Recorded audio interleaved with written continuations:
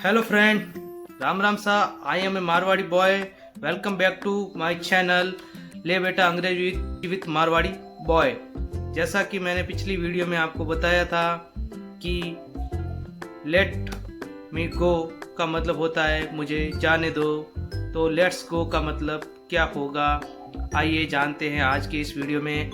Are you ready for this? क्या आप जानने के लिए तैयार हैं? तो आइए देखते हैं। तो दोस्तों, गणित एकदम सिंपल है। गणित एकदम सिंपल है कि जब हम लेट मी का प्रयोग करते हैं, लेट का प्रयोग करते हैं, तो वो सिर्फ हम हमारे खुद के लिए करते हैं, मतलब हमारे अकेले के लिए। जैसे हम बोलते हैं लेट मी ईट, मुझे खाने दो, मुझे भूख लगी है। अब इसी प्रकार से जब हम बोलते हैं लेट्स, तो लेट्स का जो असली मतलब है वो ये है लेट प्लस अस। लेट प्लस अस, ये दोनों से मिलकर बना है लेट्स, यानी कि हमारे साथ में कोई और भी है। जब हम बोलते हैं लेट्स गो, तो इसका मतलब होता है कि आओ चले। एक उदाहरण देता हूँ आपको कि जैसे हम और हमारे दोस्त, यानी कि आप कहीं पर जा रहे हैं अपने दोस्तों को साथ में लेकर के, तो वहाँ पर आप समोसे पार्टी कर रहे हैं, और जब वो समोसा आप खा रहे हैं तो आप अकेले तो नहीं खा रहे, अपने दोस्तों के साथ में खा रहे हैं। तो उस चीज़ को हम बोलेंगे लेट्स ईट, आओ खाते हैं।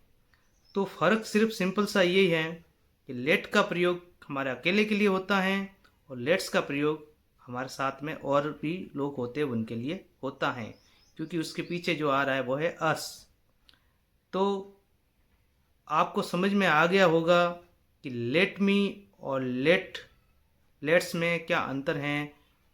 Let me go, let's go, इन दोनों का फ़र्क आपको अच्छे से समझ में आ गया होगा। Are you understand? Are you understand? क्या आपको समझ में आया?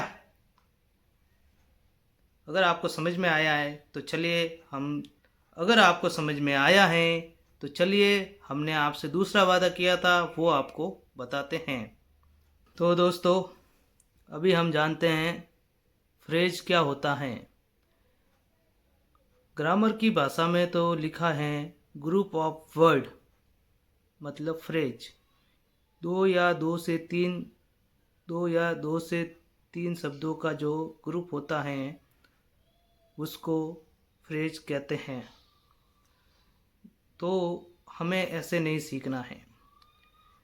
अब हम नए अंदाज, देसी अंदाज में सीखेंगे, क्योंकि आप मारवाड़ी बॉय के साथ में सीख रहे हैं, तो कुछ नया और अच्छे तरीके से ही सीखेंगे हम।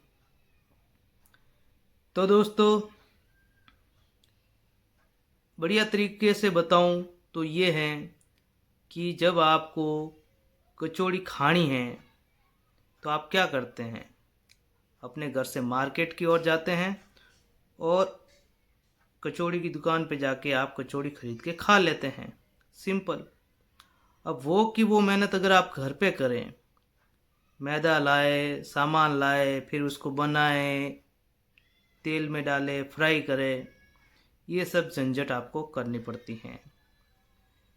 सरल क्या है इसमें? सरल यही है, दुकान पे गए, खरीदी और खा ली, या फिर दुकान से लेकर आ गए, घर पर खा ली। तो फ्रेज का भी कुछ ऐसा ही है। फ्रेज वो वाक्यांश है, वो शब्दों का समूह है जिसे हमें ज़्यादा ग्रामर सोचने की ज़रूरत नहीं है। कौन सा टेंस है, पास्ट, फ्यूचर, ये कौन सा लगाना है, क्या करना है, ये हमें लफड़ा नहीं रखने की ज़रूरत है। जैसे कि हमें बोलना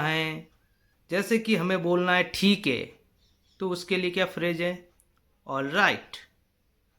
और जैसे हमें बोलना है कोई बात नहीं, तो उसके लिए होगा नेवर माइंड।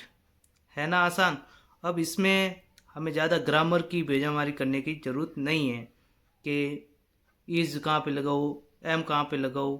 नहीं, फ्रेज बनी बनाई कचौड़ी है, जिसको सीधा मार्केट से उठाओ, यानी ग्रामर के में से उठाओ और बोल दो।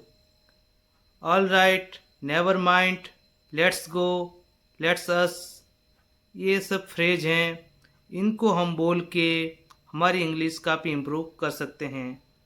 आशा करता हूँ कि आपको फ्रेज क्या है अच्छे से समझ में आ गया होगा, और आपको फिर भी कोई डाउट लग रहा है तो आप कमेंट में बता सकते हैं। और आप अपने इस मारवाड़ी बॉय को फॉलो करिए। ऐसे नए नए शब्द और नई नई जानकारी के लिए आप हमारे वीडियो को देखें। राम राम सा खम्मा गणी, धन्यवाद।